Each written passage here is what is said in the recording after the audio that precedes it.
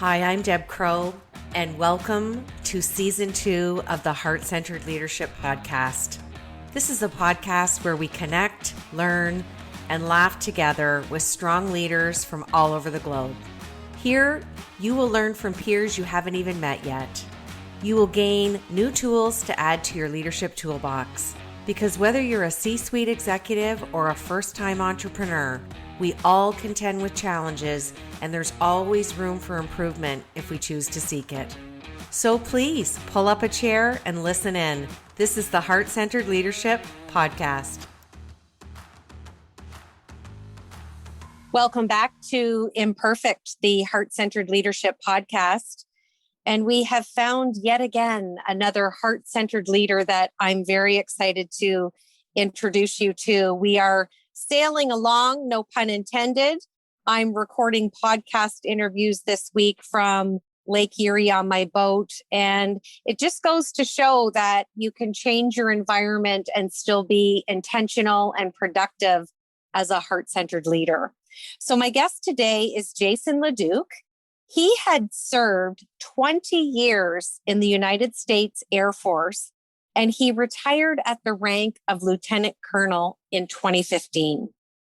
Through his work, Evil Genius Leadership Consultants, Jason maintains his growth as a leader through learning the best practices of various industries as he trains government and corporate clients, as well as nonprofit organizations and small business owners. Jason is a strong believer in continuing to educate ourselves, and he is also an avid reader and practitioner of leadership, motivation, communication, and human behavior. So Jason, welcome to the show. Thank you for having me. It's a real privilege to be here. And let me say, you have a beautiful boat. I'm a little jealous. It's been a few years since I've been on a boat, and yours is really beautiful. Well, don't be jealous. Be envious, because you're going to be on one, I'm sure. And you're sitting in Las Vegas right now, so I'm envious of you. So isn't that fun? Well, it's always good to recognize that the grass is greener, but to recognize the benefits of what we have as well. So. You know what? I feel like we're both abundantly blessed, and you're in a place that you love, and I'm doing the same. And I love how you said in your bio that you are a practitioner. So on that note, let me jump into my first leadership question. I love the name of your company, Evil Genius Leadership Consultants. I know there's a little bit of a story, so give us some insight to where that name came from. And kind of part two of that question, if I may, Jason, how did the Air Force really help you transition into leadership?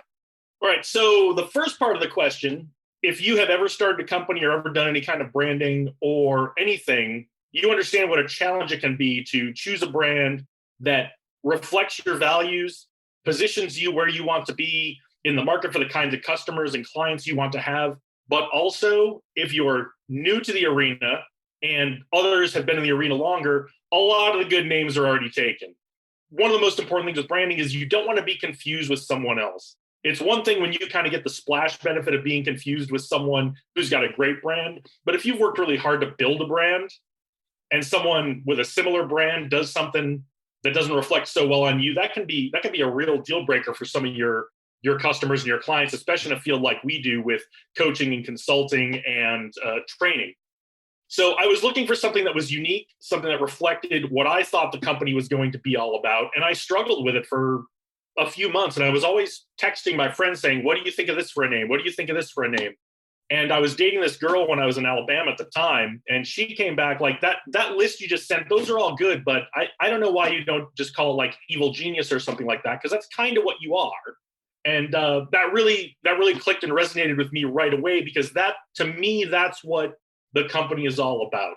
It's about finding that spark. Every person has a spark of an idea, a spark of some good they want to bring into the world, something that they want to turn into reality. And the real challenge is not just having the dream, not just having the spark, but turning it into the reality. And if you've been in business or you've owned your own business, you know how hard that can be. There's a lot of setbacks, a lot of challenges along the way.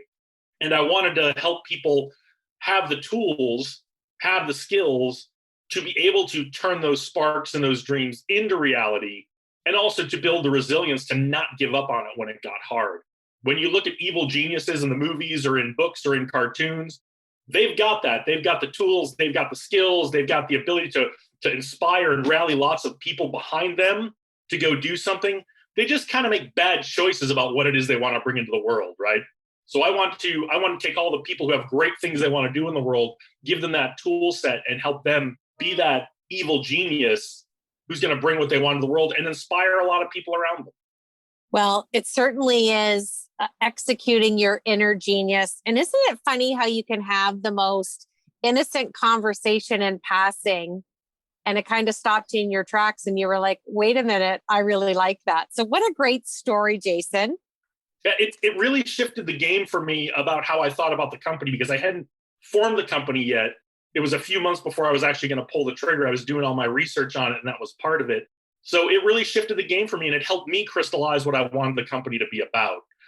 Instead of kind of this vague idea of tools and skills and leadership that I learned in the military, which is all important, but wasn't helping me create the brand, that really crystallized the brand for me and what I wanted to help people do. And I think the second part of your question was about how did this come about from the military, or what did I learn in the military? It goes back to, and this is something that we do very well in the military, and I haven't really seen anywhere else. From the day you come into the military, even at basic training or officer training, everything comes with a conversation about leadership.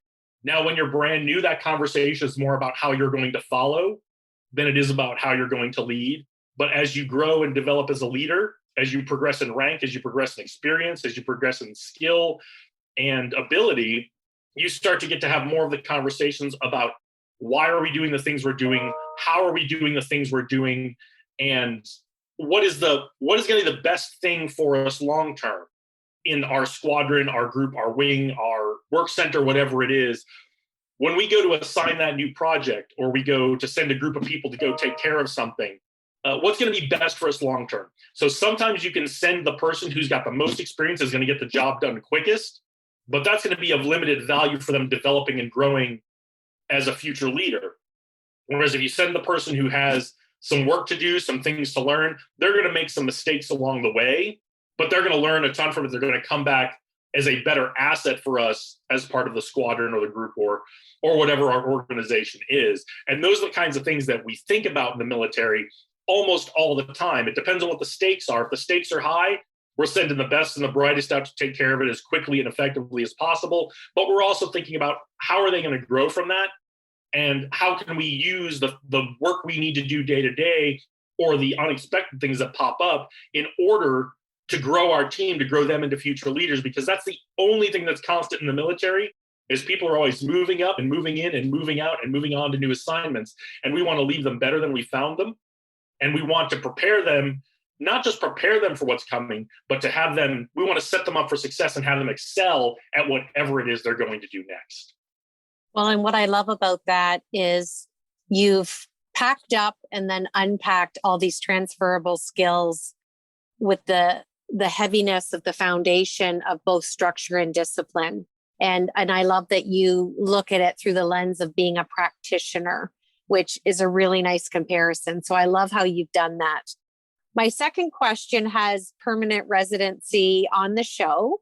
Share with us what imperfections Jason brings to his heart-centered leadership. Well, I've got a lot of imperfections. So where would you like me to start? I'll start with, I tend to view the world as problems to solve and looking for the most effective solution to solve the problem. That is not how everyone else views the world. And that's something I've needed to learn really over the course of about the last 4 or 5 years I was in the Air Force. Actually, even a little longer than that, maybe about the last 6 or 7 years I was in the Air Force. That perspectives matter. It's not all about facts. It's not all about data. It's not all about what on paper looks like the best solution. And where this really crystallized for me was when I was in Iraq. My job was to work with the Iraqi Air Force. I was the project manager for the 36 F-16s that the Iraqi government was buying from us. And I think that buy is still going on. I don't think they finished delivering those yet. But that was my job, to be the in-country representative for the United States on that project. And so I worked with a lot of State Department folks. In fact, I worked almost primarily with State Department folks, much more than US military folks on that assignment. And that was my first experience with the State Department or working with anything in the government outside of the Department of Defense. What I learned from the State Department folks is that those perspectives really matter. Sometimes you're doing something and you're taking into account someone's perspective on the Iraqi side or whatever other government you're working with side, because you want to maintain the relationship, you want to build the relationship. And if it's not going to be a deal breaker for what you're going to do later on, if it's not going to really cause a lot of problems for you later on, there's room to just sit and listen sometimes. Even if you know what they're saying is not something you can get on board with, recognizing their perspective, at a minimum, they'll feel heard that you've listened to their perspective, and that's going to build a relationship for you, which is so important in leadership, whether you're the boss or you're working with peers or you're building strategic partnerships, is understanding those perspectives just from relationship building perspective. But also, as I found with a background in engineering and now a background in engineering and business, is that understanding those different perspectives can actually help you get to a better solution to what the problem is. So for me, one of my big imperfections is that focus on problem solving, that focus on the question, how do we know? And looking at the data, looking at the information, and choosing the best option based solely on that. Really more just making that part of what I need to do and looking at those different perspectives, understanding those, and gathering that data and information on different perspectives and treating that, whether it's treated equally or whether it's treated in some weighted kind of fashion in the decision-making process. Understanding those perspectives, recognizing the views of others and the perspectives of others can get you to a much better solution that's going to last long term and be win-win for everybody. Absolutely. And it's also the brilliance of you bringing that analytical mind too. So not a bad imperfection, Jason. Now, my third leadership question is, you talk about building a team that solves your problems before you even know that you have a problem. Unpack for us what you mean by that. As I said in the military, everything is a conversation about leadership. So we get to that very early. And so one of the things that we teach people very early in the military is, if you see a problem and it's something you're allowed to take care of, go take care of it.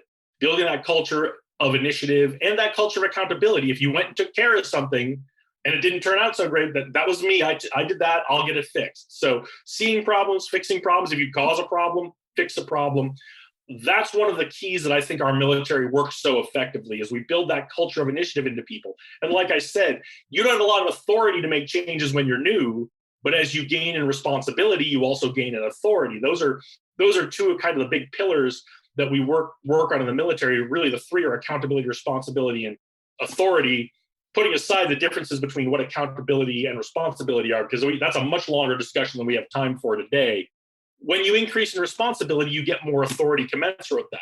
If you don't have the authority to go with your responsibility, you're effectively neutered. You can't fulfill the responsibilities you've got. If you have the authority without the responsibility, that's where we start to see abuse start to happen, when people have more authority and they don't have responsibility that goes along with it. That's something we do very well in the military, is build that up, little bits of responsibility and authority. And that's how we get to the point where we can look at a room full of people and say, here's the problem. What can we do about it? And we don't even need, as the person standing in front of the room, a lot of the times we don't even need to say to people, you go do this and you go do this, because they already know what their responsibilities are. They know what their authorities are. And they bring to the table, here's what I can do. Here's how I can contribute to solving this problem. And in that room, when we pull together all of those ideas, all of those ways that problem can be solved, all of the things that can contribute, we can walk out of there with a plan. Now, we know that plan is going to be out the window probably in half an hour, but everybody knows what their responsibilities are, what their authorities are, and how they're contributing to the big picture. So they know they don't need to be in constant contact. They don't need to be constantly supervised or micromanaged to make sure things are going. That's the kind of culture I hope to bring out from the US military into private companies, nonprofits, even state and local governments to some extent. Well, it's certainly, you've got an amazing arsenal of tools in your leadership toolbox to bring to your evil genius repertoire.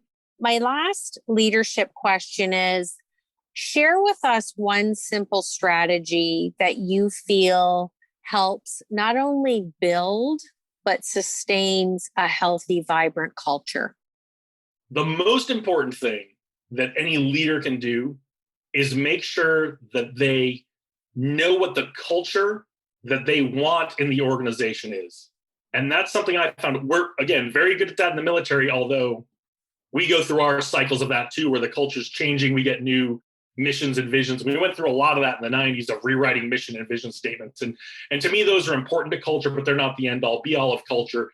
That's a lot of what in the corporate world people think culture is well, we've got a mission statement, we've got a vision statement, we've got some core values, and we put those up on the wall. So now everybody knows, right? Everybody knows, and everybody's gonna go do it because we put it on the wall. And unfortunately, culture doesn't work that way. In my last assignment in the Air Force, I had a really great mentor, and he used to always say, core values can't just be something that we put up on the wall.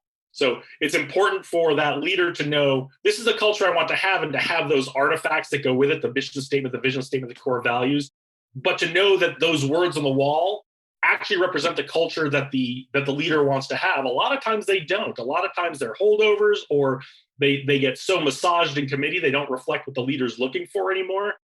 And then on top of knowing what that culture is, once you know what that culture is, you've got to be walking around. You've got to see if people are living it every day.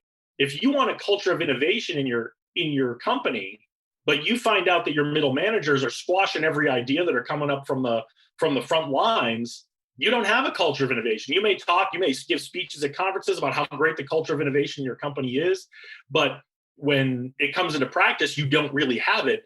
And this is what might be why you're tearing your hair out, is why don't we have any new ideas? So knowing what the culture you want to be is, and knowing what it actually is. Every company has a culture.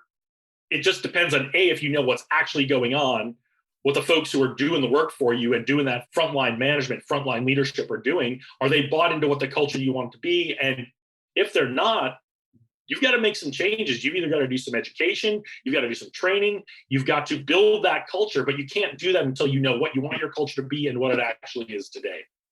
Well, and I love the way you frame that. And I had one CEO say to me once, our core values can look pretty and aesthetic and lovely on the wall, but if it's not walking the halls and being modeled in behavior, then it's just pretty words painted on the wall. So powerful statement. I'm going to switch over to my fast Fab Four and 4 fun questions. We just want to know what's sitting on the top of your mind. First question, tell us something that we don't know about Jason.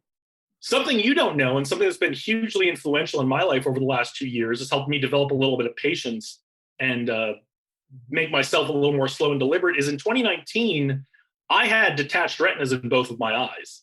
So I spent most of 2019 laying down on the couch for about 6 or 8 weeks at a time, then back up again for about 4 weeks, then in for another surgery. And that had been hugely influential because I kicked and screamed for most of 2019, and those surgeries continued into 2020. Most of it was done before COVID, and then by the time things were opening back up again was when I needed to wrap things up. So wasn't really impacted by COVID that much.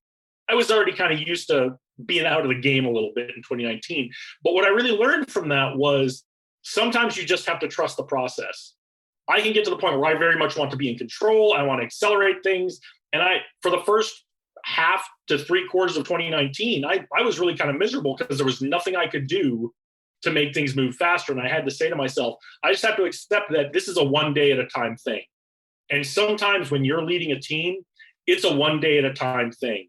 You can set all the goals you want. You can put those goals out there, but you have to do the work every day. And you sometimes have to be patient and wait for the results of today to come in before you can start on the work for tomorrow. That's something that your folks probably don't know about me. Well, it's powerful in that, sometimes I always call it when we're in the valley, growth comes from the valley. And when we're in the valley, it's sometimes exactly where we're supposed to be. So all is well with your eyes now?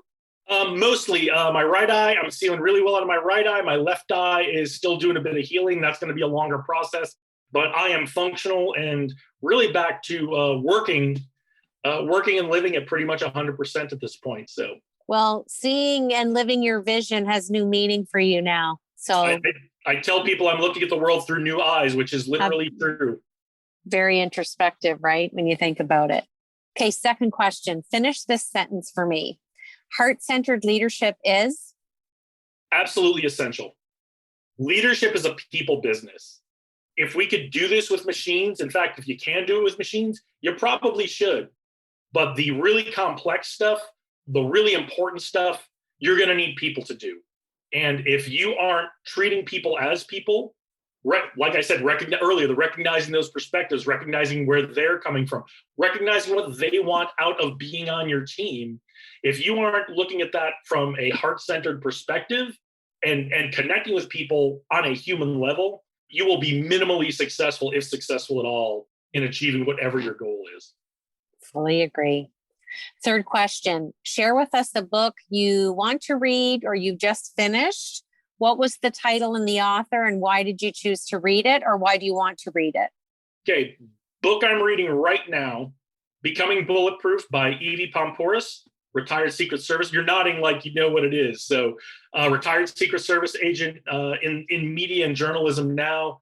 Lots of really great stuff. Lots of stuff we teach in the military that when you come out of the military, you kind of take for granted. And it's a little bit of an adjustment to realize that not everyone else in the world takes these steps every day. So really great stuff. I'm actually not even done with it yet, about 2/3 done. I'm just starting the so she's got 3 sections. One is kind of the physical security and safety side. The second one is kind of reading people. And the third is influencing people. I think if you're in business or in leadership in any way, all the lessons from that book, I'll give you guys an update when I get through section 3, but I'm sure it's going to be just as good as the first 2. The other book that it was an audio book, and I'm shocked that I enjoyed it as much. I shouldn't be shocked I enjoyed it as much as I did. I'm shocked I learned as much as I did from it, was Matthew McConaughey's Green Lights. Fantastic stories about developing work ethic, fantastic stories about building integrity in your life, fantastic stories about thinking about your career, planning your career for the future, and sticking with it when things get hard, sticking with it. And so if you get it, listen to the audiobook. It's Matthew McConaughey reading the audiobook and basically telling stories from his life, and it is fun and really engaging. It's interesting because the first book that you're reading, I had another guest who actually recommended that book to me. So that's why I was nodding to say you're the second person. And I do have Matthew's audio book as well. And it's a great listen. And I want to buy the physical book, but we are our stories. And I mean, we learn and unpack so much. And I'm trying to break down that paradigm that you don't need initials or title or a stature to be a leader. And I think he depicts that really, really well in his book. So I'm glad you enjoyed it because I did as well. Yeah, fantastic read. The last question I have for you is, what is one thing that you would like our listeners to remember about you? There's always room for a second act. There's always room for something new in your life. If you told me even 10 years ago that I would be doing what I'm doing now, I wouldn't have believed you. I would have thought 8 years ago when I was just getting back from Iraq that my post-Air Force, I would have stayed in the Air Force until they kicked me out. My post-Air Force career would probably be being an engineer or project manager or technical consultant for a defense contractor. And that would be it. And I wouldn't have thought I'm doing what I'm doing now. But some of those experiences, both pre-Iraq, in Iraq, and post-Iraq, I was ready for something new after the Air Force. And what I really felt I could do was bring out what I learned from the Air Force to people now. And it's been a huge challenge. I've had to learn so many things. The military prepares you for a lot of great things for being in business: focus, discipline, stick-to-itiveness, decisiveness, making a plan, minimizing risk. But it didn't prepare me for things like marketing and sales, networking, things like that. So there's always room for something new in your life, even if it's just something you're a little curious about. And sometimes those things that are initially just minor curiosities, which is how this all started for me, is something that could lead to a whole new career for you. Well, I'm delighted that you wanted to be a guest on the show. I want to thank you for your service, for your country, and I'm glad you've jumped over and brought all your transferable skills into the leadership world. I love sharing this space with you, and I'm delighted that you came on the show today. And I want to thank you for your time and your expertise, but more importantly, for sharing your heart. Thank you. Thank you for your support for our men and women in uniform. Please keep that up. I know things are slowing down around the world, but don't forget them. This is Deb Crow. Thanks for joining us once again on Imperfect. You've been listening to the Heart-Centered Leadership Podcast. I'm Deb Crow. If you like what you heard today, please rate and review the show. And I'd love it if you'd visit my website at debcrow.com, where you can sign up for my newsletter and get access to the Heart-Centered Leadership Toolkit, all free of charge. Thanks for your time, and we'll see you again.